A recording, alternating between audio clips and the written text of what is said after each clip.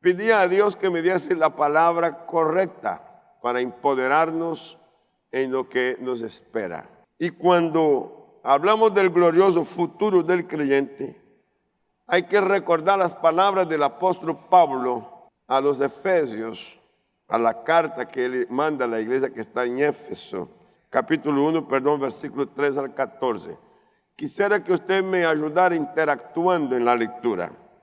Todos conmigo, diga: bendito sea el Dios y Padre de nuestro Señor Jesucristo, quien nos bendijo con toda bendición espiritual en los lugares celestiales en Cristo, según nos escogió en Él antes de la fundación del mundo, para que fuésemos santos y sin mancha delante de Él, en amor, habiéndonos predestinado para ser adoptados hijos suyos por medio de Jesucristo, según el puro afecto de su voluntad, para alabanza de la gloria de su gracia, con la cual nos hizo aceptos en el amado, en quien tenemos redención por su sangre, el perdón de pecados, según las riquezas de su gracia, que hizo sobreabundar para con nosotros en toda sabiduría e inteligencia,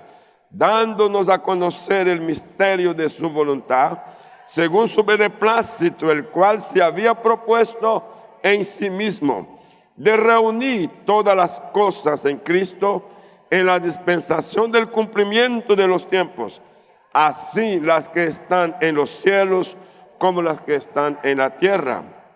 En Él, asimismo, tuvimos herencia, habiendo sido predestinados conforme al propósito del que hace todas las cosas según el designio de su voluntad, a fin de que seamos para alabanza de su gloria, nosotros los que primeramente esperábamos en Cristo.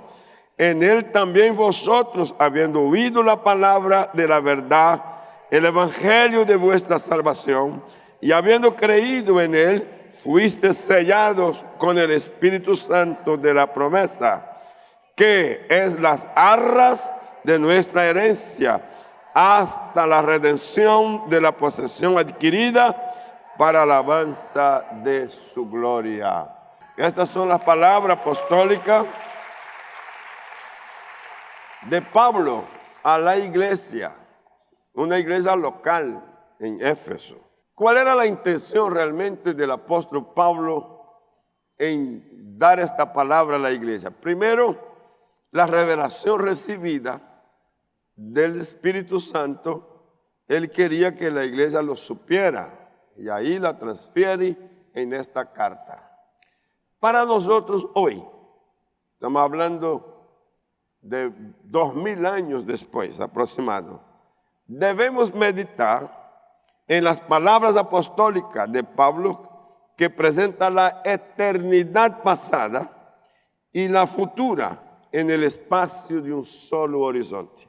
Es decir, en el plan de Dios, que viene desde antes de la fundación, apunta a usted y a mí hacia el futuro. Y en este futuro estamos siendo vinculados para una vida extraordinariamente mejor. Si vivir aquí es bueno, a pesar de las condiciones que el ser humano tenga que enfrentar, yo creo que toda persona con razonamiento sano disfruta de la vida. Y es bueno decir que en la edad en que estoy, y algunos están preguntando, ¿cuál es? La vida para mí ha sido extraordinaria. Desde mi niñez hasta esta edad en que estoy. Entonces usted no ha tenido pruebas y luchas y dificultades, sí. Pero las pruebas y las luchas que he tenido que enfrentar no me hizo menos. Al contrario, me hizo más fuerte. ¿Sabe usted que el carbón, cuando pasa por gran presión y calor, termina siendo diamante? La tristeza es que siga siendo carbón. Solamente carbón. Yo quiero que sepa que las luchas de la vida no es para disminuir a nadie, no es para acabar con nadie, El hombre y la mujer somos un ser compuesto, espíritu, alma y cuerpo. Y el cuerpo es solamente la casa, es el edificio donde mora, donde vive el espíritu. Y cuando el espíritu sea llamado por aquel que lo dio al cuerpo, el cuerpo queda sin habitante y por lo tanto se deshace el cuerpo, pero no una persona. La persona que carga la imagen y la semejanza de Dios, vuelve al Dios que dio, al Dios que lo formó, y debe volver con las experiencias que vivió aquí, que fue capaz de superar las pruebas sin murmuración, que fue capaz de superar las crisis sin caer en desánimo, sin perder la fe, sin caer en la incredulidad, sin entrar en el pánico de las dudas. Así es, nuestro pasado ya está definido en Cristo y nuestro futuro está asegurado en Él. Es un solo horizonte. Así que cada uno de nosotros hagamos una revisión en el estado de nuestros sentimientos. ¿Qué es lo que te atormenta? ¿Qué es lo que te hace triste? ¿Qué es lo que te hace quedar una persona malhumorada, odiosa, señalando, condenando, atacando y amargándose? ¿Qué es lo que hace?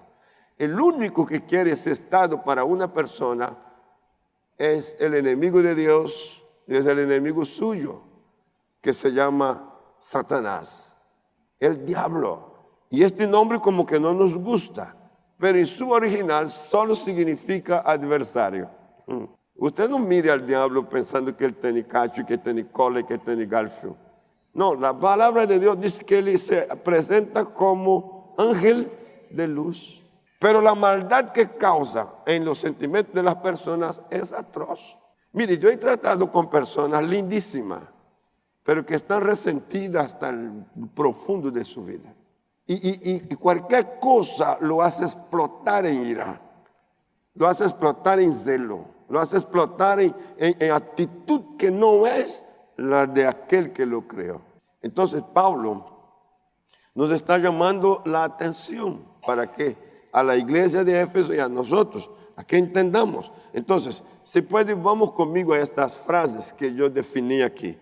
Debemos meditar en las palabras apostólicas de Pablo, que presenta la eternidad pasada y la futura en el espacio de un solo horizonte. Dios nos escogió en Cristo antes de la fundación del mundo.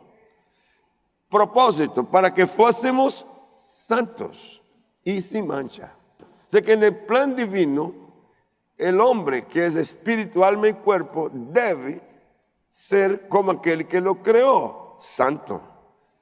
La carta a los Efesios, capítulo 2, capítulo 5, verso 27, anótelo, no lo tengo escrito porque solo quiero darle la referencia, ya lo cité. En 1 Tesalonicenses, capítulo 5, versículos 23 y el 24 dice, y el mismo Dios de paz, todos conmigo diga, y el mismo Dios de paz os santifique por completo, y todo vuestro ser, espíritu, alma y cuerpo sean guardados irreprensibles para la venida de nuestro Señor Jesucristo. Nota usted que la expresión apostólica aquí es santificación completa, de adentro hacia afuera. Ahora, versículo 24. Fiel es el que os llama, el cual también lo hará. Así que la santificación, ella está asistida por aquel que nos santifica, que es Cristo. Él nos santifica y luego Él lo hará. Lo hará de manera que usted y yo podemos saber lo que pasó. ¿Qué pasó? Pasó que mis pensamientos fueron limpios. Pasó que mi vocabulario fue transformado de un vocabulario obsceno, gracias, un vocabulario contaminado para un vocabulario limpio, donde la persona habla y cuando habla causa bien, causa interés en los que oyen y le cae en gracia, sí. los ojos, la forma de ver y de mirar la vida y las personas están limpios. Entonces, si esto acontece, nosotros con el Espíritu de Dios somos personas nuevas en Cristo Jesús. Pero Pablo pone una responsabilidad en la santificación a los creyentes de Corinto.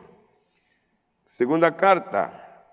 Así que, amados, puede usted leer conmigo y diga, así que, amados, puesto que tenemos tales promesas, limpiémonos de toda contaminación de carne y de espíritu, perfeccionando la santidad en el temor de Dios. Entiendo que lo que Pablo propone es que Dios hace su parte primero, y el que recibe el trato de Dios de limpieza, ahora es responsable de administrar esta limpieza, que ya fue ofrecida, que ya fue realizada por su poder. Así que cada persona es responsable de administrar su santidad. ¿Estamos dispuestos? Sí. Pero igualmente, estando dispuestos, tenemos capacidad de decisión, de adentro hacia afuera, de no permitir que la inmundicia del mundo termine contaminándonos otra vez. Ya esto es decisión de la persona, y cada uno sabe su propio estado y sabe cuánto combate están teniendo frente a las pasiones. Y aquí tenemos que recordar que la naturaleza humana, ella esconde cosas. Y de repente, en un momento de descuido, lo que está escondido sale, explota. Yo dije que esto explota. Son de muchas maneras. Ahí podríamos dar un montón de ejemplos, desde cosas pequeñas como esa. Cuando estamos en tiempo de construcción, uno de nuestros líderes, voy a reservar su nombre porque no hablé con él que iba a contar eso, sufrió un esguince. ¿Sabe qué es un esguince? El pie. Y esto se puso que caminaba con un solo pie.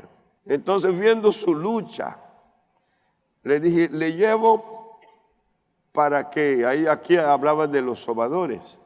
Son los que hacen masaje y organizan los pies cuando tiene, o cualquier parte del cuerpo. Sí, por favor, me lleva. Y lo llevamos. Llegamos al lugar, yo estaba presente, él se sentó en una silla y el Señor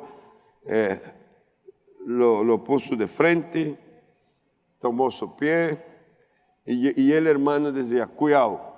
Claro, porque el pie está totalmente hinchado y está muy doloroso, muy dolorido. Entonces el hombre lo tocaba y decía, cuidado.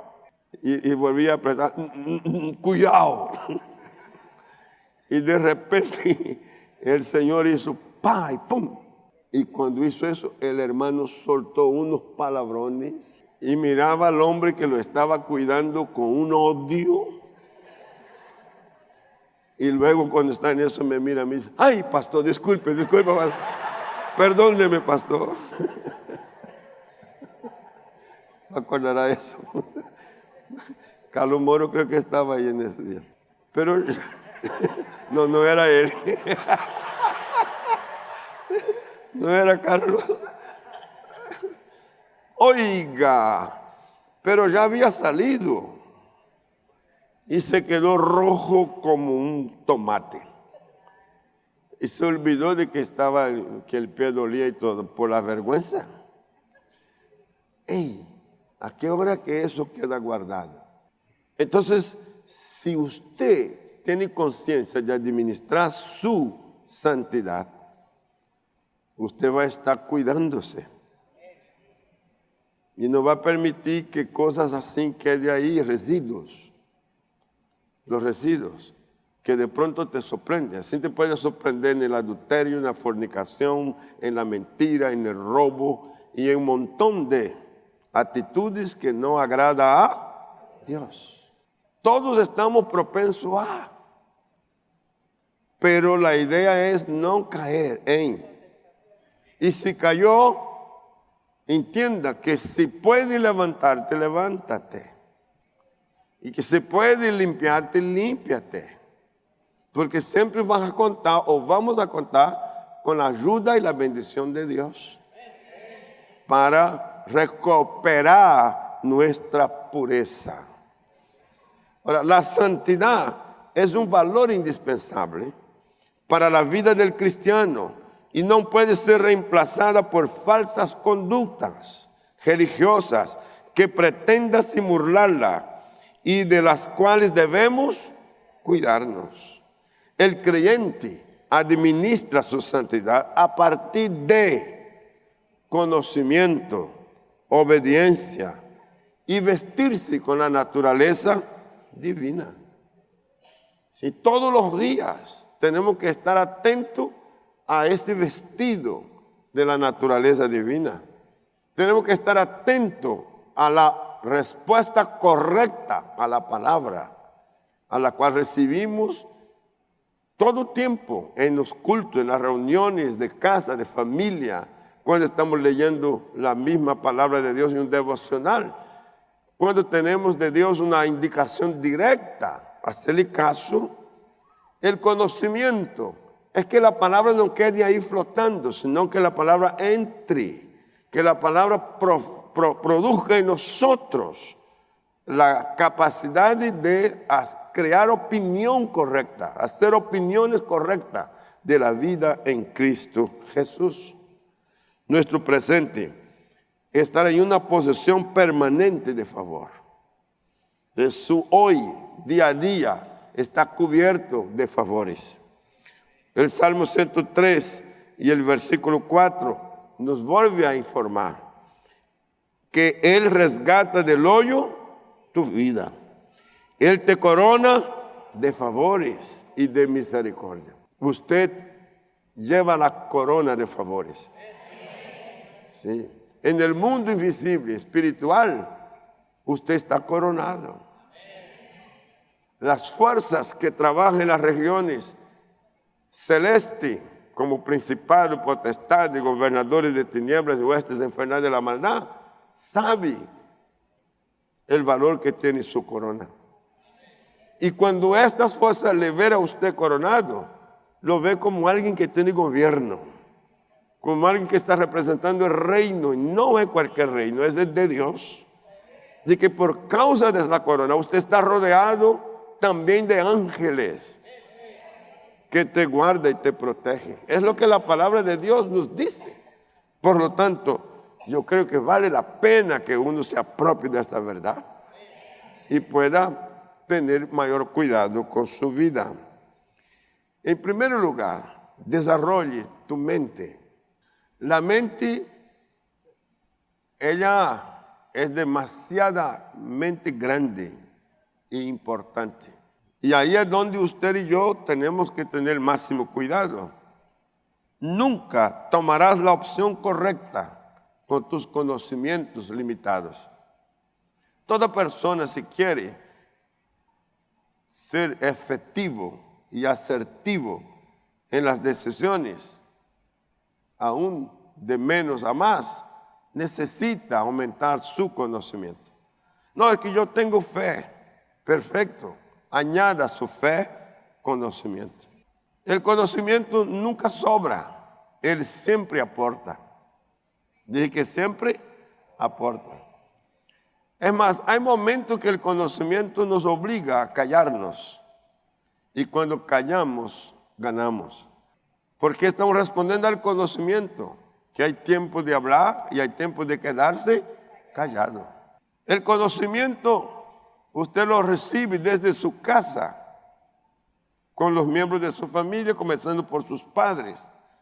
También lo recibe en el lugar del trabajo. Lo recibe en la escuela, en el colegio, en la universidad, en la iglesia. Por ejemplo, todo lo que está ocurriendo aquí, en el área social, aporta conocimiento. Y en el área espiritual, aporta conocimiento. Hemos hablado de ciencia, en el caso de Israel, que nos está, gracias por este sentido y quería aportar con nosotros esta respuesta del conocimiento científico. Entonces cuando usted llega acá y usted escucha que aquí la iglesia está vinculada con personas que es parte de nuestro pueblo, de la familia de Dios, y trae un evento extraordinario, esto es conocimiento. Y muchos otros más. El que quiere conocimiento lo toma, lo agrega a su fe. Dije a su fe, a su vida espiritual. ¿Sí? Y si usted aumenta sus conocimientos, entonces usted podrá tener decisiones mejores. Pero procese esto en su mente. 2, aprenda a expresar tu gratitud. Son dos cosas que van juntas. Si el conocimiento aumentó, entonces ahora yo tengo que ser agradecido. Y estoy como escuchando internamente gente que está preguntando o está pidiendo, deme más ejemplos sobre el conocimiento. Mire, si la mente está paralizada por algo, está congelada con lo que ya fue mal, el aprendizaje fue malo, usted tiene que desaprender para aprender. Y en segundo lugar, usted tiene que activar para que lo nuevo entre, para que lo nuevo se procese. Tercero, usted tiene que expresar. Tiene que decir lo que siente, lo que está viviendo. Y la gratitud, ella es una expresión. Hay quienes no pueden expresar gratitud. Entonces aquí, cuando uno llega al conocimiento, se desarma de aquello que no es agradable. O pensé que no era agradable. Pero aquello que me dolió, aquello que me costó, terminó aportando a mi vida beneficios. Entonces yo agradezco por haber estado siendo procesado para mejorar mi conducta, mi carácter. Si usted recibe algo de Dios, expréselo. Y lo que usted recibió de Dios viene a través de alguien, expréselo. Expréselo con toda su fuerza, con toda su gratitud. Exprésela. Pero en cuarto lugar, enseñen.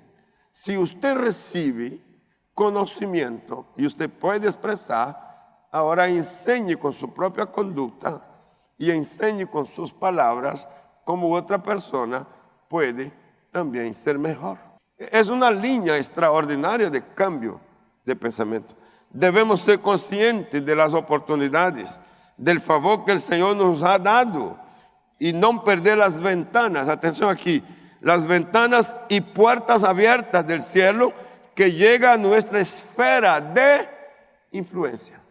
Para mí ha sido extraordinario estar atento a esas ventanas y a estas puertas que están abiertas en mi esfera de influencia.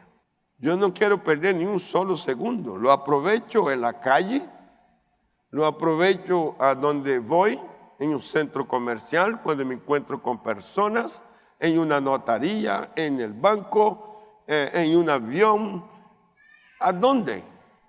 Puedo aprovechar estas puertas. Está consciente de que siempre las oportunidades es posible. Y tercero, cambia tu ambiente. El ambiente en el cual vivimos puede ser muy contaminante, pero usted y yo somos capaces de hacer cambio en el ambiente, promover cambios en el ambiente. Pero pastor, ¿cómo puede alguien hacer cambio en el ambiente? Hablando en la tierra lo que se habla en el cielo. Entonces, si el lenguaje es nuevo, está transformado, en vez de ser un murmurador, soy un adorador. En vez de ser un quejoso, soy un agradecido.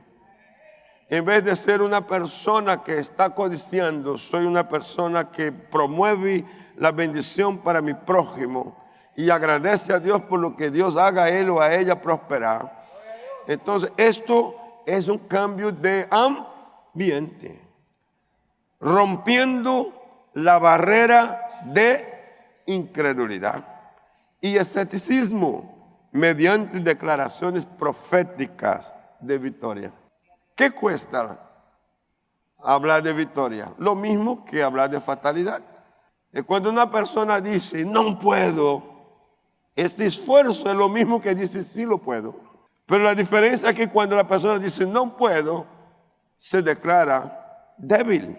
Cuando la persona dice, puedo, se declara fuerte. Pero el esfuerzo en la expresión es la misma. ¿Aló? Cuando la persona dice, no tengo, se declara insolvente. Este esfuerzo de decir no tengo es el mismo para decir todo lo tengo. La diferencia es que cuando digo no tengo, me insolvento. Y cuando digo tengo, me apropio, me aseguro. La misma palabra usada como usted la determine tiene el mismo costo. Te odio. Esto provoca una reacción totalmente diversa. Esta misma fuerza con que dice te odio puede ser usada para decir te amo. Y si usted dice te amo, hay un cambio terrible. La diferencia es inmensa. Entonces, propongo que usted pueda romper la barrera de la incredulidad, del escepticismo y haga declaraciones proféticas de victoria. Isaías 59, verso 21. Es un texto maravilloso. Se me ayuda. Y este será mi pacto con ellos, dijo Jehová. El espíritu mío que está sobre ti y mis palabras que puse en tu boca no faltará de tu boca, ni de la boca de tus hijos, ni de la boca de los hijos de tus hijos, dijo Jehová, desde ahora y para siempre. Así que cuando una persona se para en la posición de credibilidad y de profetizar lo que cree, el Espíritu de Dios lo asiste. Y esto no es solo para papá, sino que también es para los hijos y los hijos de los hijos. Es por generaciones. ¿Sabe? Dios quiere darte a ti una generación profética. Gente que ve la ciudad y ve el país de otra manera, habla de otra manera. Todos los días cuando yo leo la prensa y veo los informes de robo, de crimen, de muerte, digo, esta no es mi ciudad. Pero está aconteciendo en ella, pero no es. Esta no es la naturaleza. De mi ciudad, ella tiene otras características. Ella es ciudad de esperanza. Ella es ciudad de progreso. Sí, yo no me puedo permitir que el arrastre que está por los que están desfasados me contamine a mí y sea yo un propagador de su mal. No, yo quiero hablar lo contrario. Si alguien habla de pobreza, yo quiero hablar de riqueza. Si alguien habla de maldición, yo quiero hablar de bendiciones. Si alguien está hablando de muerte, yo quiero hablar de vida. Si alguien está hablando de ruina, yo quiero hablar de prosperidad. Ahora, note lo que dice. Es un pensamiento que estoy poniendo aquí en la palabra profética. Todos conmigo digan, cuando las generaciones comienzan a profetizar y a hablar lo mismo, se puede observar el cielo, la tierra, el futuro realineados. Papá habla, hijo habla, nietos hablan. 2 o 3 se ponen de acuerdo y hablan lo mismo en forma profética. La tierra, con todo lo que es tu pasado, las promesas de Dios que están sobre ti en el presente se realinean. Por eso cuando caminas, caminarás como alguien que está seguro.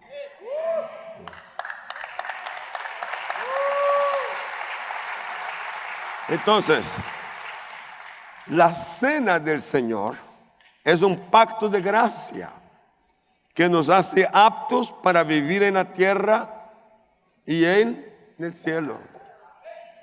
Estamos aptos para vivir en la tierra, pero puesto los ojos en el cielo. Sabiendo que mi morada final no es aquí, aquí es un paso. Mi morada es allá. Pero mientras estoy aquí, lo disfruto. Jesús dijo en Juan, el que come mi carne y bebe mi sangre tiene vida eterna, y yo le resucitaré en el día postrero. Levanta tu mano y diga, recibo la palabra de Dios que me da garantía de que hay para mí un presente, un día a día extraordinario y un futuro espléndido, porque mi Cristo resucitó y yo resucitaré con Él. Amén. Estoy cerrando el mensaje y quiero que usted tome en cuenta esto. Porque mi carne es verdadera comida y mi sangre es verdadera bebida. El que come mi carne y bebe mi sangre, en mí permanece y yo en él. Este es nuestro presente. Y este momento que usted y yo vivimos así, nos asegura lo que está por venir, que es nuestro futuro.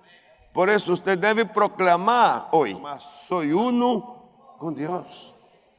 Porque ¿sabe lo que hizo Dios? Te escogió antes de la fundación del mundo. Te predestinó. Y aseguró que para que hoy pudieras estar aquí, consciente para recibir una palabra que te empodera y que cambia completamente todo tu proceder. ¿Lo cree? Cuando estemos proclamando, estamos haciendo en forma de oración. ¿Crea usted que cada palabra que salga de su boca, ella genera en usted cambios? Después de esto, lo que usted va a sentir es que hubo cambio. Si estaba enfermo, habrá salud. Si usted estaba debilitado, se fortalecerá. Si usted vino con dudas, la duda desaparece y su confianza aumenta. Si usted fue víctima de la incredulidad, usted vuelve a tener una fe atrevida para creer en lo que no ve y creer aún cuando no entienda. A pesar de que la fe sea probada, usted va a perseverar. Soy uno con Dios. Estoy de acuerdo con su visión en todo. Vivo en plenitud de obediencia. Nací para ganar.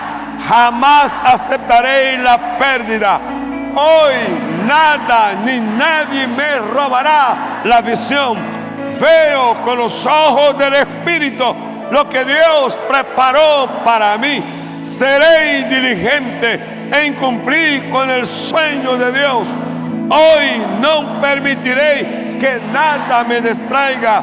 Viviré cada día conectado a la luz de la revelación. Mi corazón está inundado del amor de Dios y tengo el carácter de Cristo para no despreciar las bendiciones, las honraré. Me moveré en plenitud y obediencia, escuchando la voz del Espíritu y obedeciendo. Nada me distraerá, porque la hora de mi posesión ha llegado. Mi vida está bajo un pacto de promesa. Por lo tanto, no me dejaré engañar. Cumpliré la palabra. Todo lo que Dios dijo de mí fluirá con poder y gloria. Sirviendo te creo, Señor.